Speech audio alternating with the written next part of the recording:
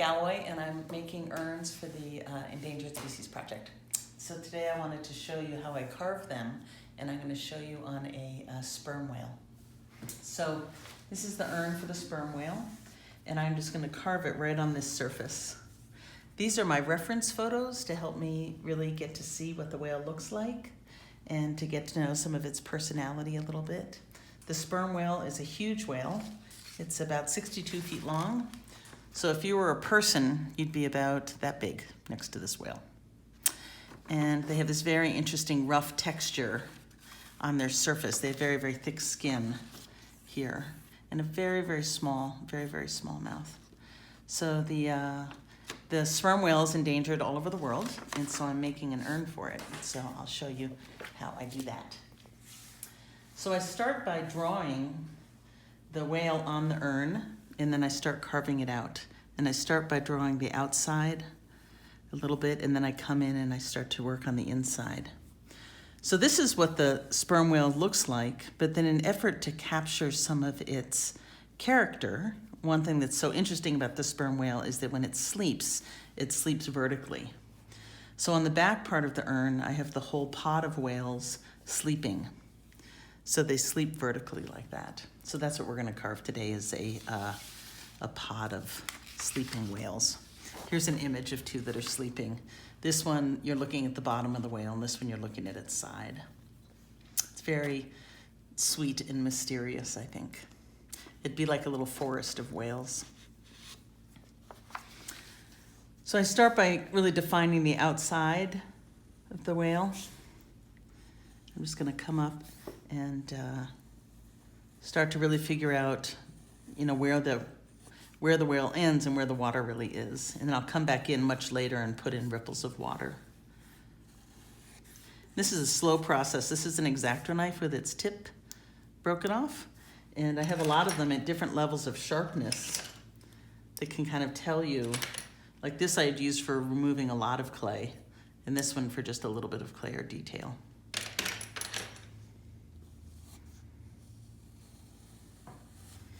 And then I'd come in and define where the flippers are. And the whales are really not terribly complicated in form compared to something like a pelican. A whale is a pretty simple shape.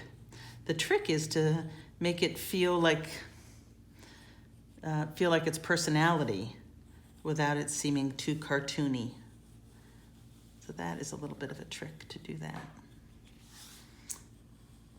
The sperm whale's a little bit shy, so that's why I wanted to have images of it sleeping.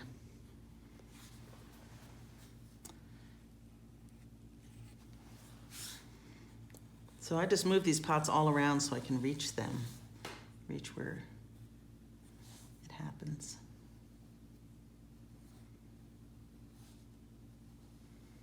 Like this. And this, oddly, is the image from the underside of the whale, and that's where its mouth is.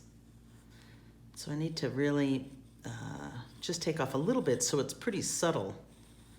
We're not doing super deep carving, but it needs to be just enough. So here, it goes in deeper right here than here, so I need to carve a little bit deeper here and make it more pronounced.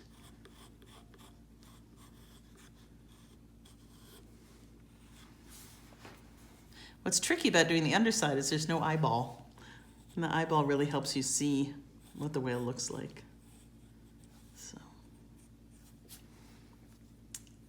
So after I finish carving all of these guys, there's quite a few of them in this pod, then I'll come back and do some texture.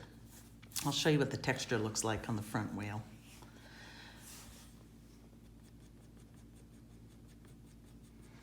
So I'm just putting in a little bit of texture. And I do this for a long time. It has an irregular surface that's sort of rough. So I can do this for a couple hours, actually. And the texture gets lighter as it moves to the back of the whale. So here I'm pressing down much harder, and then when I get back here, it'll be much lighter texture like that.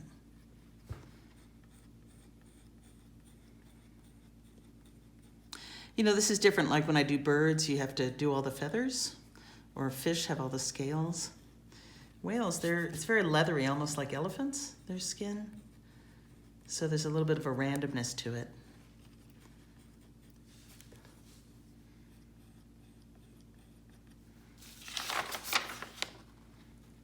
I just got to double check, make sure I'm on the mark here.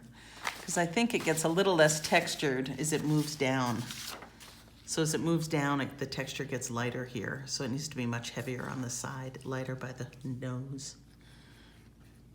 And the other thing I'll also do after I put all the texture on is that I'll come back with a damp sponge and I'll wipe away some of the texture. So then up at the nose where it's very light texture, the sponge will wipe some of it away like this.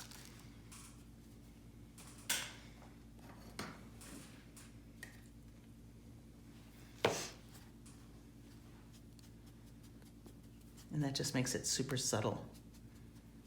And it makes it a little less look like it was made by hand, you know. Okay, so on the one thing, when I made these tiles recently, and this is a sea turtle, the green sea turtle, and then these are the stellar sea lions, which are having trouble in California. And I carved these tiles when I was in China, and I carved tiles of the species that the United States and China both had that were struggling. So I have no idea what to say now. You want me to wrap it up? You have to just take a pause there.